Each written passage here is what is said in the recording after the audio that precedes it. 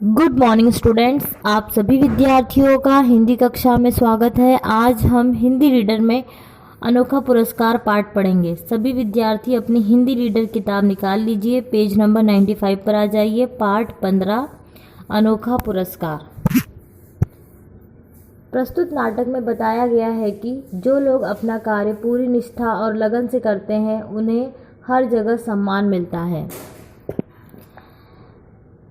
तो बच्चों, यह क्या है? अनोखा पुरस्कार पाठ। अनोखा पुरस्कार पाठ एक नाटक है। इसमें 3 पात्र हैं। पात्र यानी कैरेक्टर। इसमें कितने कैरेक्टर हैं? 3। पहला है राजा, दूसरा है वन रक्षक, तीसरा है सरदार।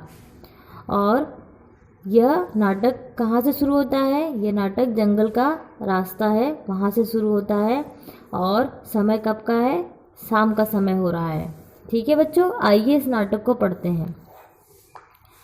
राजा जंगल से निकलकर एक रास्ते के किनारे खड़ा होता है। यकायक पहुंचकर, यहाँ तो किसी के घर का रास्ता है, यह सबके लिए खुला नहीं हो सकता। खड़े खड़े होठों पर उंगली रखकर, मैं राजा हूँ, आश्चर्य है। अंधेरा मेरी कुछ भी परवाह नहीं करता, वह बढ़ता ही आ रहा है। मामूली आदमी की तरह मैं भी भूल भटक सकता हूँ। पूरब, पश्चिम, उत्तर, दक्षिण दिशाएं भी जो मेरा आतंक मानती थी, इस समय सब चुप हैं। दरबार में बढ़ बढ़कर बातें करने वाली मेरी बुद्धि भी इस समय नहीं बता सकती कि मैं किधर जाऊं। और ये बढ़िया बढ़िया चमकीले कपड़े, ओह, मुझे बहुत भारी लग रहे हैं। आज मेरा सारा अभिमान मुझे झूठा जान पड़ रहा है, हंसता है। अच्छा हुआ मुझे पता तो चल गया कि मैं वास्तव में राजा ही नहीं, मनुष्य भी हूँ। किसी की आहट सुनता है, कोई आ रहा है। मुझे क्या करना चाहिए?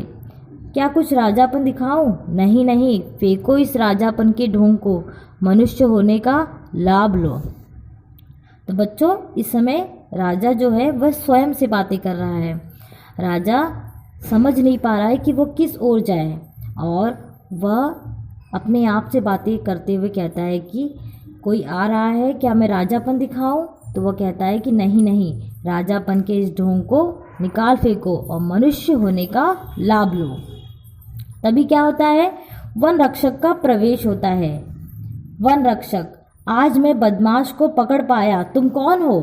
वन रक्षक का प्रवेश होता है, मतलब दृश्य में अब कौन आ गया? किसकी एंट्री हो गई? अब वन रक्षक का एंट्री हो गई है। वन रक्षक की एंट्री हो गई है।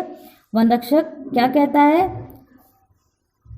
आज मैं बदमाश को पकड़ पाया, तुम कौन हो? राजा कहता है, मैं बदमाश नहीं, तुमको विश्वास दिलाता हूँ।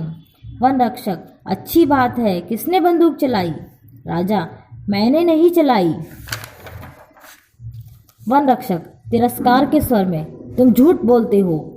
राजा मन में, झूठ बोलता हूँ? कैसे दुख की बात है कि मैं राजा होकर एक अपराधी की तरह सुन रहा हूँ। तुम मेरी बात का विश्वास करो भाई, मैंने बंदूक नहीं चलाई। वन रक्षक, अच्छा अच्छा, इधर आओ। तुमने राजा के एक हिरण को गोली मारी, क्या नहीं मारी? राजा, नहीं, सचमुच नहीं, मैं खुद राजा का बहुत सम्मान करता हूँ। मैंने भी गोली की आवाज़ सुनी है और मुझे भय है, कुछ चोर या डाकू जंगल में छिपे हैं। वन रक्षक, मुझे यकीन नहीं, खैर तुम कौन हो, तुम्हारा नाम क्या है? राजा गंभीर होकर, मेरा नाम? वन रक्षक, हाँ, तुम्हारा नाम। तुम्हारा कोई नाम तो होगा ही, क्या नहीं है? तुम कहाँ रहते हो और क्या करते हो? राजा कहता है, इन्हीं प्रश्नों के उत्तर देने का मुझे अभ्यास नहीं है। वन रक्षक, हो सकता है, पर यही प्रश्न है जिनके उत्तर देने में सच्चे आदमी को डर नहीं लगता। खैर, अगर तुम अपने बारे में कोई साफ उत्तर नहीं देना चाहते हो तो मत दो, मगर तुम जाना कहाँ चाहते हो? चलो मैं तुम्हें बाहर निकाल आऊं। राजा क्षुब्ध होकर, तुम किस अधिकार से? वन रक्षक जोश के साथ, मैं राजा का वन रक्षक पुंडरीक हूँ, इस अधिकार से। तो पुंडरीक कौन है? वह राजा का वन रक्षक है। ठीक है बच्चों। राजा गौर से देखकर, पुंडरीक? वन रक्षक अकड़ के साथ, जी हाँ, पुंडरीक, किसी आदमी को जिस पर मुझे शक होता है, और जब तक वह अपना परिचय जितना तुमने दिया है उससे अधिक नहीं देता, मैं इस राह से उसे जाने नहीं देता। राजा, अच्छी बात है भाई, मुझे बड़ी खुशी है कि मेरी तरह तुम भी राजा के एक अच्छे अफसर हो। अगर तुम विश्वास करो। वन रक्षक, नहीं, तुम विश्वास के पात्र नहीं हो। राजा कहते हैं, मैं राजा का एक अफसर हूँ। मैं राजा के साथ इस जंगल में शिकार खेलने के लिए आया था और यहाँ राह भूल गया हूँ। जंगल में मुझे रात हो गई और मैं घर से बहुत दूर पड़ गया हूँ। राजा क्या करने आए थे? राजा जंगल में शिकार करने आए थे और वह जंगल का रास्ता भूल जाते हैं। और जंगल का रास्ता भूल जाने से क्या हो जाता है? राजा जब जंगल का रास्ता भूल जाते हैं तो बहुत रात हो जाती है और यहाँ से उनका घर बहुत दूर होता है। वन रक्षक, इसमें सच्चाई की कमी है। अगर तुम शिकार को निकले थे तो तुम्हारा घोड़ा कहाँ है? राजा, घोड़ा थककर गिर पड़ा, मैंने उसे छोड़ दिया। वन रक्षक, यदि मैं तुम्हारी बात का विश्वास न करूं। राजा, मैं झूठ नहीं बोलता भले आदमी।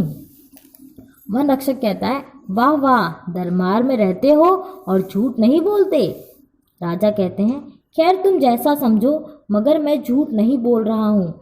यह मैं तुमको विश्वास दिलाता हूँ। कहो तो प्राण दिखा दूँ कि मैं झूठ नहीं बोल रहा हूँ। जेब से 1 रुपया निकालकर और पुंडरीक की ओर बढ़ाकर, यह लो इनाम, और रात को मुझे अपनी झोपड़ी में रहने दो।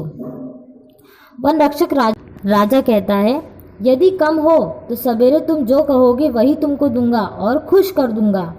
वन रक्षक कहता है जोर से हंसकर, ओहो, अब मैंने माना कि तुम दरबारी हो। आज के लिए एक छोटी सी रिश्वत और कल के लिए एक बड़ा सा वादा, एक ही सांस में दोनों। मगर मेरे दोस्त, पुंडरीक दरबारी नहीं है। राजा क्रोध से, तू एक नीच आदमी है, जबान संभाल कर नहीं बोलता। मैं तेरे बारे में अधिक जानना चाहता हूँ। वन रक्षक कहता है, लापरवाही से, तू और तेरे शब्द को इस तरह लापरवाही से मत फेंकू।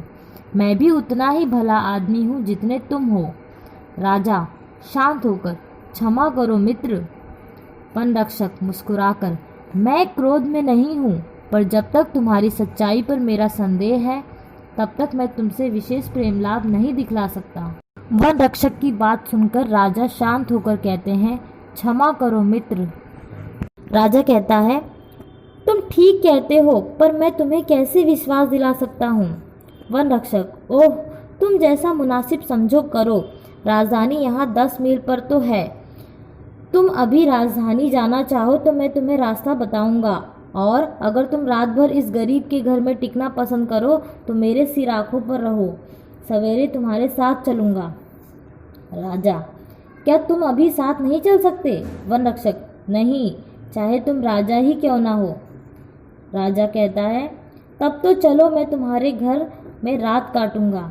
घोड़े पर सवार एक सरदार का प्रवेश होता है। अब कौन आ रहा है? अब सरदार आ रहे हैं। सरदार क्या कहते हैं, आइए देखते हैं। महाराज कुशल से तो हैं? महाराज के लिए हमने सारा जंगल छान लिया। वन रक्षक चकित होकर आंखें फाड़कर कहता है, कौन? महाराज? तब तो मुझसे बड़ी भूल हुई। घुटने टेककर, महाराज, आपके साथ मैंने जो ढिठाई की उसे क्षमा कीजिए। राजा तलवार खींचता है। जैसे ही राजा तलवार खींचते हैं, वन रक्षक को लगता है कि राजा मेरा वध कर देंगे। तो वन रक्षक कहता है, महाराज, आप अपने उस सेवक का वध निश्चय ही नहीं करेंगे जिसने ईमानदारी से अपना कर्तव्य पालन किया है।